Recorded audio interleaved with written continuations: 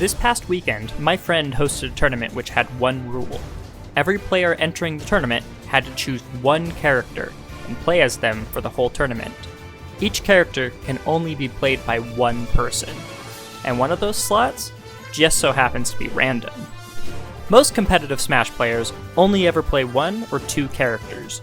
If you want to get good at the game, the best thing to do is to stick to one character and make them your main. But me? I'm going through a character crisis, so I'm trying to learn how to play every single character in the game. This is the 4th year that he's hosted this tournament, and it's always a blast. We get to have pizza, there's a white elephant party, and raffles to win prizes such as amiibos, Switch accessories, or even Wii Fit for the Nintendo Wii. To help cover these costs, they were offering advertising slots, so I paid $10 for my friends to say this about me. You know, while we have a quick break, I'd like to say a few words about the Tuesday-tastic YouTube channel. Yo, tell me. So, yes, only on Tuesdays. Only on Tuesdays. So only on Tuesdays is a YouTube channel, and Tuesday excels in making content where he makes a different character every single week. We see him at locals all the time, always on a different character. Check out Only on Tuesdays on YouTube. He's a great channel, great guy, quality videos, different character every single week. You want to know the extra crazy part of it, chat? He is also making a video about his tournament today at Character Clash, where he played random. Bro's very talented with random, because that's all he does, is play random basically every day. He plays literally every single character in the cast at this point. True.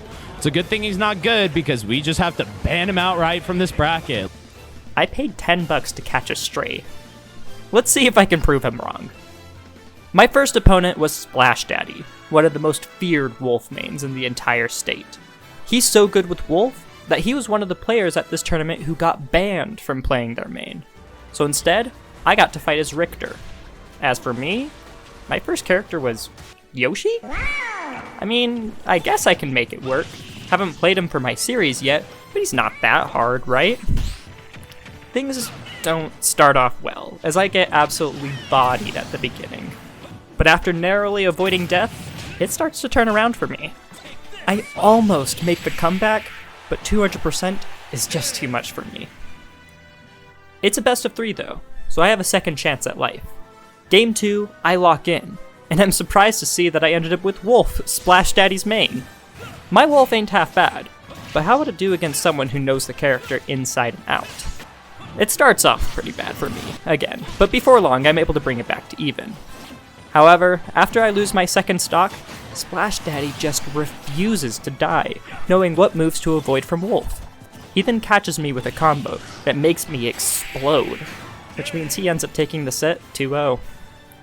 My next opponent was Shiroberry, who picked Mewtwo for this tournament. I got Roy, a character I've played before. Wait, that doesn't look right. There we go, much better. I got the other Roy, someone who I'm much less familiar with. By the time I get used to playing as this Roy, I'm really far behind. And while I do manage to bring it to last stock, it's too little too late. I don't want to lose again this soon into the bracket, so I have to get something good here. And it's Ice Climbers. Well, it was a good run, but you can't win them all. I've spent barely any time playing this character, and, well, you can see that. Wait, my Icy's kind of cooking? Why haven't I lost yet? Hold on, my Sopo is kind of nasty. Get in there! Get him!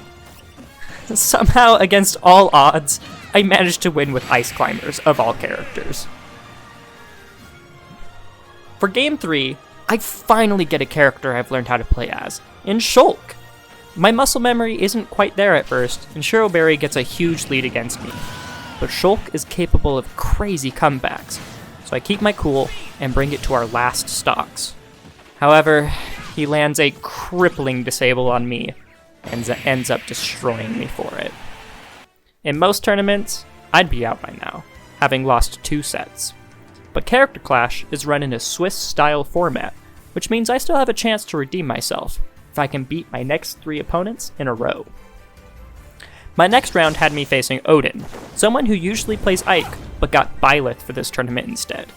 And I got Piranha Plant. Something about me that not everyone knows is that I was a member of Plant Gang at the start of Ultimate. I love Piranha Plant, and this was a good sign for me. I get the lead for the first time all tournament, and am able to take it all the way to win a convincing Game 1. The Piranha Plant was a blessing that I desperately needed at this point in the tournament, but anything could happen with my next character. Well, I'm not going to say no to a top tier. Now, my combo game with Aegis is far from refined, but you can kinda just swing at them and they'll probably combo anyways. I gave Odin no space to breathe, and with a brain-dead down air into up smash, I'm able to win my first set of the tournament. Let's see if I can keep that up. Up next is the first opponent I faced when I started my character crisis almost a year ago. My week 1 Mario was able to defeat Soldier first, but can my random clutch it out? He's playing Inkling, and I get Snake. Now, when Ultimate first came out, I thought I had a hot Snake. It didn't take me very long for reality to hit and for me to realize that my Snake was actually trash. And I hate to say it, but it didn't take long for Soldier First to realize that either. Lady Luck can be a fickle mistress, and you can't win them all. So I needed something good if I wanted to bring this back. So, of course, I got Ice Climbers again. Hey, I've at least won a game with them today, so it's not impossible. Except it was kind of impossible. I had no idea what I was doing in this game, and honestly, it's a miracle that I was even able to take a game in the first place with these characters. With that said, my chances of getting out of pools was next to none. But I still had one more set to play. Maybe with this final set, I could redeem myself and get back some shred of honor after that stray I took earlier. My final challenger was Rawling, who picked Kazuya for this tournament. But I got Duck Hunt, who's become one of my favorite characters since I started this series. Now, I actually think Duck Hunt doesn't do too bad in the matchup, and oh, I'm dead. Oh shit. I tried my best to mount a comeback, but Rawling came out of the gate swinging, and I honestly just wasn't ready for it. It's okay though, it's not over until it's over, and my next character could be anyone. It could be my old main, Princess Daisy even. I got Min Min? The only reason she's not my least played character on this Switch is because I can actually get her on random. Rawling starts off strong, but ends up killing himself early on. You know what? We take those. At this point, I understood the assignment, and I just had to never let him in again. Woo! Hype Min Min gameplay! And even though I don't know how to play Min Min, I do at least know how to spike people. For the final match of the tournament, I got Joker, a character I've been told is very difficult to play. I mean, how hard can it be? All you need is the glowing blue guy and you're good to go. Oh, yeah, I'm fighting Kazuya. I did the best I could, but ultimately my Joker couldn't clutch it out. Now, this was a pretty poor performance from me. I placed 7th out of 8 people in my pool. But to be honest, I'm actually pretty happy with how I ended up doing. Out of the 12 games I played, I only got 2 characters that I've actually made videos for my Character Crisis series. So when Character Clash 5 happens next year, I'll be much more ready for it. So like the video and subscribe to stay tuned, and in the meantime, I'll see you on Tuesday.